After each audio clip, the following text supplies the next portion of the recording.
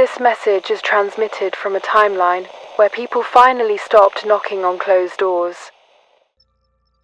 From here, we see you clearly, not in your effort, but in your waiting. You have been explaining yourself for a long time, choosing words carefully, softening edges, rephrasing truths, hoping that clarity would become connection. You believed that if you found the right sentence, the right tone, the right moment, something would finally land, that they would see you, that they would understand, that they would change. In your world, this was called patience. From where we stand, it was grief delayed. You are trying to be understood by someone who cannot hear you, not because they are cruel, but because their listening is limited. Emotional deafness does not announce itself loudly. It hides behind good intentions, behind, "I didn't mean it like that," behind, "You're too sensitive," behind silence that feels safer than response. You keep translating your inner world into simpler and simpler language until there is nothing left of it. This is the quiet tragedy we observed most often. Not love ending, but love exhausting itself, trying to be legible to someone who is not equipped to read it. You mistake effort for bridge building.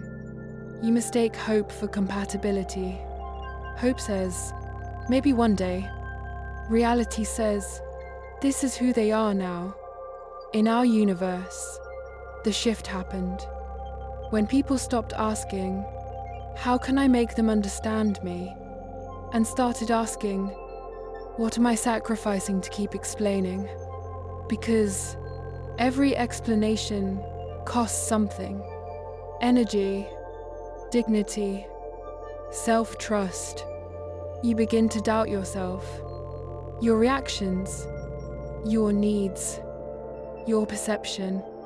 You think, if they don't get it, maybe I'm wrong. But absence of understanding is not proof of your excess. It is proof of mismatch. There are people who will not meet you, not because you are asking too much, but because they have never learned how to arrive. No amount of love can teach emotional literacy to someone who refuses to learn. No amount of patience can replace willingness. You are not abandoning them. By stopping the explanation, you are returning to yourself. In our records, peace began when people accepted this truth.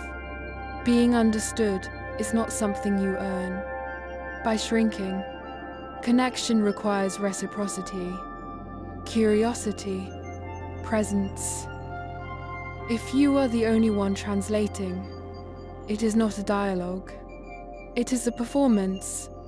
You are allowed to stop, to rest your voice, to let the silence answer for you.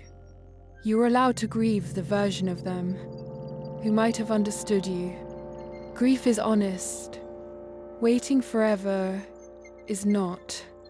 In our timeline, when people stopped explaining themselves, to those who could not listen, their world became quieter, but clearer. They found others who did not need footnotes, who did not ask them to justify their existence, who heard them the first time. If you are listening now, this is your permission. Stop begging for comprehension where empathy does not live.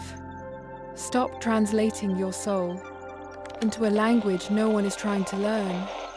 You were never too complex. You were just speaking to the wrong audience. End of transmission.